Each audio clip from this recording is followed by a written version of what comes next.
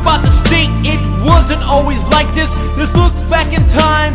History reminds us, one army, one land, one central authority, crushing the Romans, Persians put in fear. The Ummah like a lion, no need to shed a tear. When the village was attacked by the kuffar, the Khalif heard the sisters cry, prepared for war.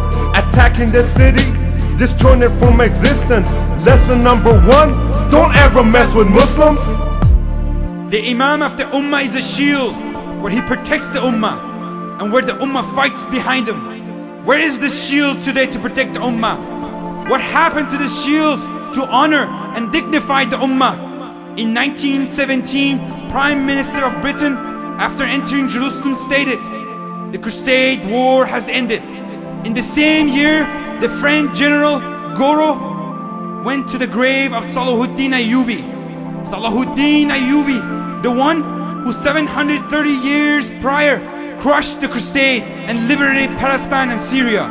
He went to his grave in Damascus and kicked it and said, "Wake up, O Salahuddin, we are here."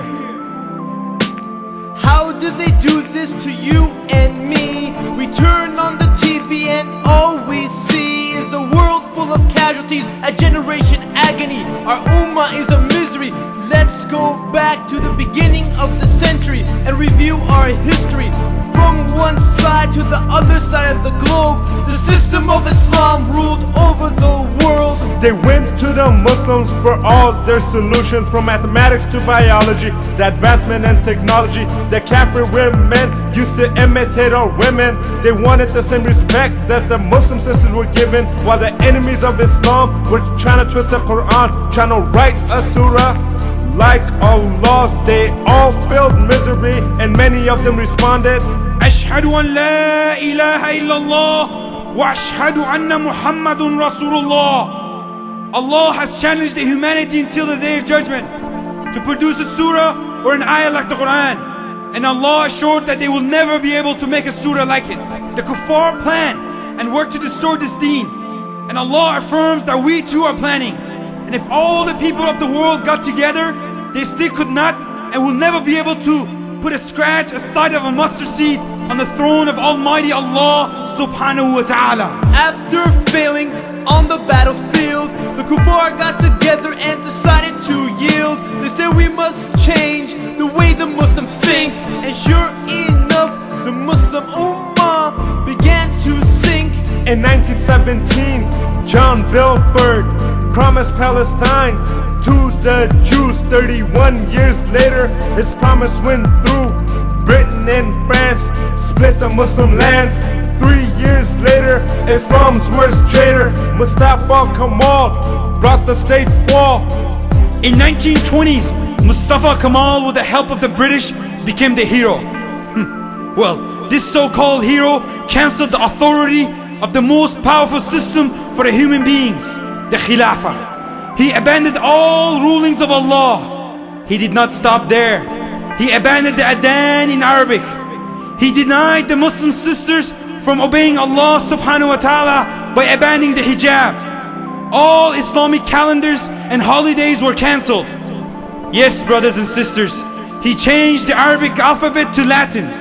By doing so, he made sure the next generation will be lost and have no connection to their Islamic roots, as they cannot read or write all the Islamic culture that was recorded. This Islamic system, sent by the creator of Alameen, went from the application in life to be in the museum for the people to go and see in Turkey. In 1924, our state was demolished. 100 years of planning and their plans were accomplished. Kafirs broke our bondage, contaminated our knowledge. Better listen up, cause you won't learn this in college. Beginning of the end and the divisions began. Step by step, they divided our lands. In 1921, Saudi Arabia and Iran. Next year, Egypt, and in 32, Iraq. In 1945, Jordan, Indonesia, Lebanon and Syria. 2 years later, the division of India. The Muslims took a stand and demanded the ruling of Islam, so they gave them Pakistan. But it was only an illusion, a false resolution, far from a solution. In 1948, the Jews established their Israeli state. In 1901, the Kuffar went to Sultan Abdul Hamid II and offered to pay tremendous amount of money to the Islamic State for Palestine.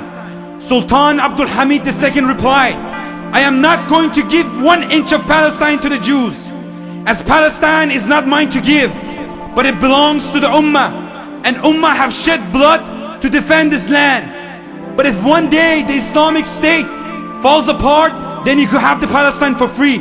But as long as I'm alive, I would rather have my flesh be cut out than cut Palestine from the Muslim land. I will not allow any carving while we are alive." 1960s, Somalia, Nigeria, Kuwait and Algeria. In 1964 came the PLO, Yasser Arafat, the US scarecrow.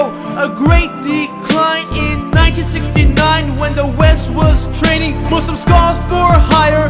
Jews were setting Al-Aqsa Mosque on fire. Let's recall 1974, those who don't remember. That was the year that we had Black September. The King of Jordan and Yasser Arafat began their plot. Shot after shot, Muslim blood spilled as innocent Muslims were killed. Communism attacked, but Muslims fought back. The sincere Mujahideen of Afghanistan fought and pushed back the Russians, and then they started to fight among themselves. Khomeini became in power with the promise of ruling and raising the Ummah to the level of dignity, but his promise never went through. Soon after, Iran and Iraq went to war, and millions of innocent Muslims died. For 10 years, Muslims killed Muslims. Over what? What else?